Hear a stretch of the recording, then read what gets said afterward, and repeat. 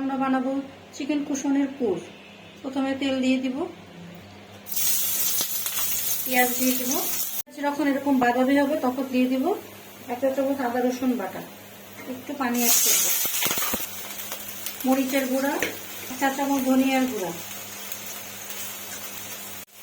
মশলা এভাবে কষানো হয়ে গেলে আমি এখানে ব্রয়লার মুরগি নিয়েছি অর্ধেকটা, এখানে আমি দিয়ে দিব, এটাকে দিয়ে লবণ দিয়ে দিব, 1/2 চা চামচ জিরা গুঁড়া দিব, 1/2 চা চামচ।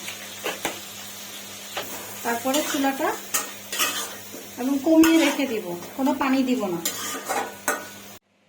চিকেন কুশনের বাকি অংশটুকু শেষ করব। প্রথমে একটু তেল দিব, এইখানে আছে আদা কুচি, রসুন কুচি, পেঁয়াজ কুচি, 3টা একসাথে দিয়ে দিব। এখানে আছে পেঁপে কুচি এবং বাঁধাকপি কুচি, আমি সেদ্ধ করে নিয়েছি, এটা এখন এর মধ্যে দিয়ে দিব।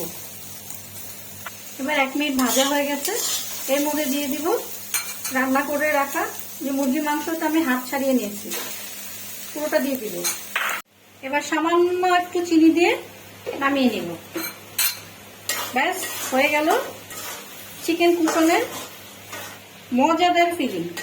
দেখবেন এত মজা, এত মজা, কি বলবো আর।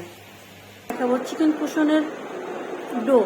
প্রথমে আমি নিয়ে নিব 2 কাপ ময়দা, 1 কাপ আটা, 1 কাপ কর্নফ্লাওয়ার, 2টা ডিম, মেজারমেন্ট কাপের 4 কাপ পানি, পরিমাণ মতো লবণ, একসাথে মিক্সড করলেই হয়ে যাবে।